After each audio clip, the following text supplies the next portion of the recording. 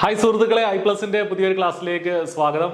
Legal metrology inspector പരീക്ഷയ്ക്കായിട്ടുള്ള തയ്യാറെടുപ്പിലാകും ഒട്ടേറെ ഉദ്യോഗാർത്ഥികൾ. നമുക്കറിയാം ജൂൺ 10-നാണ് ഈ പരീക്ഷ വരുന്നത്.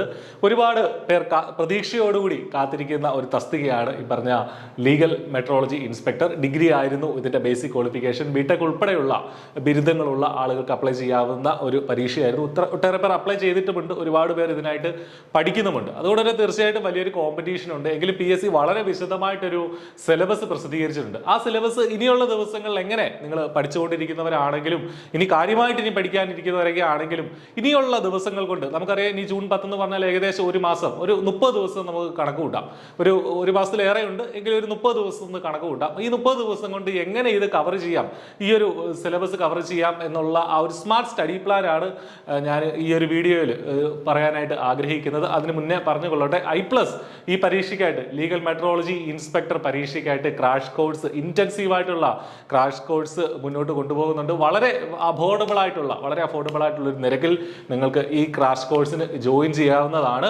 ഈ വീഡിയോടൊപ്പമുള്ള ഡിസ്ക്രിപ്ഷനിൽ നിങ്ങൾക്ക് അതിൻ്റെ കോഴ്സിൻ്റെ ലിങ്ക് കാണാം. അതോടൊപ്പം തന്നെ നിങ്ങൾക്ക് എന്തെങ്കിലും ഡൗട്ട്സ് ഉണ്ടെങ്കിലോ ഒക്കെ വിളിച്ച് ചോദിക്കാനുള്ള നമ്പറുകളുമുണ്ട്. സോ അത് എൻറോൾ ചെയ്യുക. നിങ്ങളോടൊപ്പം ഇതേ സ്മാർട്ട് സ്റ്റഡി പ്ലാൻ പിന്തുടർന്നുകൊണ്ട് iPlusഉം നിങ്ങളോടൊപ്പം ഉണ്ട് എന്നുള്ളത് ആദ്യമേ ഒന്ന് ഓർപ്പിച്ചുകൊള്ളട്ടെ.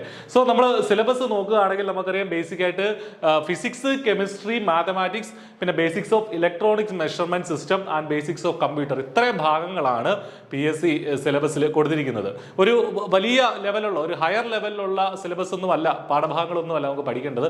+2 നിലവാരമുള്ള ഭാഗങ്ങളാണ് ഭൂരിഭാഗവും. എങ്കിലും കുറച്ച് ഡിഗ്രി നിലവാരമുള്ള ഭാഗങ്ങൾ നമ്മുടെ ചോദ്യപേപ്പറിലുണ്ട്, നമ്മുടെ സിലബസിലുണ്ട്. അതുകൊണ്ട് തന്നെ ചോദ്യപേപ്പറിൽ ഇതുമായി ബന്ധപ്പെട്ട് എന്താണെങ്കിലും സിലബസിലെ ഓരോ ഭാഗവും നമ്മൾ തീർച്ചയായിട്ടും പഠിക്കേണ്ടിയിരിക്കുന്നു. അതുമായി ബന്ധപ്പെട്ട കാര്യങ്ങൾ തന്നെയാകും ചോദ്യപേപ്പറിൽ ഉണ്ടാവുക. അതുകൊണ്ട് തന്നെ ചോദ്യങ്ങളുടെ നിലവാരം ഏത് രീതിയിലുള്ളതായിരിക്കും എന്ന് നമുക്ക് പറയാൻ സാധിക്കില്ല. സോ അതും കൂടെ മനസ്സിൽ വെച്ചുകൊണ്ട് വേണം നിങ്ങൾ പഠിച്ചു തുടങ്ങാൻ. അപ്പൊ ഇതിന്റെ ഒരു 30 ദിവസത്തെ ഒരു സ്റ്റഡി പ്ലാൻ പറയുകയാണെങ്കിൽ ഏകദേശം നമുക്ക് ഇങ്ങനെ വേണമെങ്കിൽ തിരിക്കാം. കെമിസ്ട്രി 10 മൊഡ്യൂളായിട്ട് സിലബസിൽ തിരിച്ചിട്ടുണ്ട്. അതിന് 30 മാർക്കാണ് കെമിസ്ട്രിക്ക് കൊടുത്തിരിക്കുന്നത്.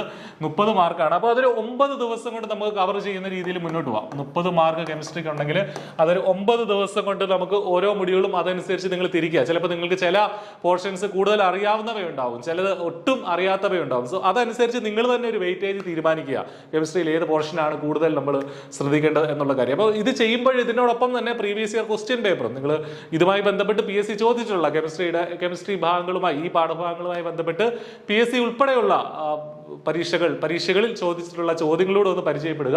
അതുകൂടാതെ ഫിസിക്സ് നമുക്കറിയാം 30 മാർക്കിനാണ് ഫിസിക്സും ഉള്ളത്. അതിനും സമാനമായ ഇമ്പോർട്ടൻസ് കൊടുക്കേണ്ടതുണ്ട്. 9 ദിവസം തന്നെ അതിനും നമ്മൾ കൊടുക്കുക. അപ്പൊ ഇതിന്റെ ഇടയ്ക്ക് നമുക്ക് ഓരോ റിവിഷൻ ഡേയ്സും കൂടെ കൊടുക്കാൻ സാധിക്കും. അപ്പോൾ ഓരോ പാഠഭാഗങ്ങളും കഴിഞ്ഞ ശേഷം, ഇപ്പൊ കെമിസ്ട്രി കഴിഞ്ഞാൽ തീർച്ചയായിട്ടും അത് തറവായിട്ടൊന്ന് റിവൈസ് ചെയ്യേണ്ടതാണ്. ഫിസിക്സ് കഴിഞ്ഞാൽ ഫിസിക്സും കെമിസ്ട്രിയും കൂടെ രണ്ടും കൂടെ ചേർത്തൊന്നുകൂടെ ഒന്ന് റിവൈസ് ചെയ്യുക. അതിനുശേഷം മാത്തമാറ്റിക്സിൽ നമുക്കറിയാം 20 മാർക്കാണ് സിലബസിൽ കൊടുത്തിരിക്കുന്നത്. അതിന് നമുക്കൊരു 6 ദിവസം കൊടുക്കുക. അതിനകത്ത് മെന്റൽ എബിലിറ്റിയും ക്വാണ്ടിറ്റേറ്റീവ് ആപ്റ്റിറ്റ്യൂഡും ഉൾപ്പെടെയുള്ള സബ്ജക്റ്റുകളുണ്ട്, ടോപ്പിക്കുകളുണ്ട്. അതും കുറെ ടോപ്പിക്കുകൾ അതിൽ കൊടുത്തിട്ടുണ്ട്. അപ്പൊ മാത്തമാറ്റിക്സിന്റെ കുറച്ച് വിശാലമായിട്ട് നമുക്ക് ചില ഭാഗങ്ങൾ തോന്നുമെങ്കിലും ഈ 20 മാർക്കിനുള്ളതാണ് എന്നുള്ളതനുസരിച്ച് അതനുസരിച്ചുള്ള വെയിറ്റേജ് കൊടുത്ത് വേണം നിങ്ങൾ പഠിക്കാനായിട്ട്. ഇപ്പൊ മെന്റൽ എബിലിറ്റിയും ക്വാണ്ടിറ്റേറ്റീവ് ആപ്റ്റിറ്റ്യൂഡും ഒക്കെ നോക്കിക്കഴിഞ്ഞാൽ ഒരുപാട് കാര്യങ്ങൾ ഉള്ളതായിട്ട് തോന്നും. അതുകൊണ്ട് തന്നെ അത്ര ഡീപ്പായിട്ടുള്ള ചോദ്യങ്ങൾ അതിൽ നിന്ന് വരാനുള്ള സാധ്യത കുറവാണ്. സോ അതുകൊണ്ട് തന്നെ ഇത് എന്താണെന്ന് മനസ്സിലാക്കുക, ബേസിക് ആയിട്ടുള്ള പ്രോബ്ലംസ് ചെയ്ത് നോക്കുക എന്നുള്ളതാണ് നമ്മളിതിൽ അവലംബിക്കേണ്ട ഒരു സ്ട്രാറ്റജി. അതിനുശേഷം basics of electronics measurement system, അതിനും 10 മാർക്കാണ് സിലബസിന് കൊടുത്തിരിക്കുന്നത്. 10 മാർക്കാണ്. അതിനകത്ത് കൃത്യമായിട്ട് ഡിവൈഡ് ചെയ്തിട്ടുണ്ട് ഓരോ ഭാഗങ്ങൾക്കും എത്രയാണ് മാർക്ക് വരുന്നത് എന്നുള്ളത്. അപ്പൊ അതനുസരിച്ച് തന്നെ നിങ്ങൾ പഠിക്കുക. അത് അത്ര ബുദ്ധിമുട്ടുള്ള സംഗതിയൊന്നുമല്ല. സോ അത് പഠിച്ചെടുക്കാൻ ഒരു 3 ദിവസം കൊണ്ട് നമുക്കത് പഠിച്ചെടുക്കാം. ഇതിന്റെ ഇടയ്ക്ക് റിവിഷൻ കഴിയുക. ഇപ്പൊ മാത്തമാറ്റിക്സ് കഴിഞ്ഞാൽ ആദ്യത്തെ 3 എണ്ണവും റിവൈസ് ചെയ്യുക. ഇലക്ട്രോണിക്സ് മെഷർമെന്റ് സിസ്റ്റം കഴിഞ്ഞാൽ ആദ്യത്തെ 4 എണ്ണം റിവൈസ് ചെയ്യുക. അതിനുശേഷം നിങ്ങൾക്ക് കമ്പ്യൂട്ടർ, ബേസിക്സ് ഓഫ് കമ്പ്യൂട്ടർ, അതിനും 10 മാർക്കാണ് സിലബസിൽ കൊടുത്തിരിക്കുന്നത്. ആകെ 100 മാർക്ക് നമുക്ക് ഇവിടെ കിട്ടും. അപ്പോൾ ബേസിക്സ് ഓഫ് കമ്പ്യൂട്ടർ ഈ പറഞ്ഞതുപോലെ ഇൻഫർമേഷൻ സെക്യൂരിറ്റി അതുമായി ബന്ധപ്പെട്ട് 5 മാർക്കും, ബേസിക്സ് ഓഫ് കമ്പ്യൂട്ടർ ഈ പറഞ്ഞ പോലെ MS ഓഫീസ് അതിന് 5 മാർക്കും, അങ്ങനെ രണ്ടായിട്ട് ഡിവൈഡ് ചെയ്തിട്ടുണ്ട്. സോ ഈ ഒരു സ്ട്രാറ്റജി പിന്തുടർന്നാൽ തീർച്ചയായിട്ടും നിങ്ങൾക്ക് ഒരു 30 ദിവസം അല്ലെങ്കിൽ 35 ദിവസം കൊണ്ട് റിവിഷനും കൂടെ ഇൻക്ലൂഡ് ചെയ്യുമ്പോൾ നിങ്ങൾക്ക് കൃത്യമായിട്ട് ഈ സിലബസ് കവർ ചെയ്യാൻ സാധിക്കും. അത്യാവശ്യം ഭംഗിയായിട്ട് എല്ലാം പഠിച്ചു പോകാനും സാധിക്കും. സോ നിങ്ങൾക്ക് ഈ കാര്യങ്ങൾ നന്നായിട്ട് പഠിക്കാൻ സാധിക്കട്ടെ എന്ന് ആശംസിക്കുകയാണ്. ഈ ഒരു സ്ട്രാറ്റജി, ഒരു സ്മാർട്ട് സ്റ്റഡി പ്ലാൻ ഇതിനു വേണ്ടി പ്രിപ്പയർ ചെയ്യുകയാണ് iPlusന്റെ ഭാഗത്ത് എന്നുള്ളത്. അതാണ് നിങ്ങൾക്ക് മുമ്പിൽ അവതരിപ്പിച്ചത്.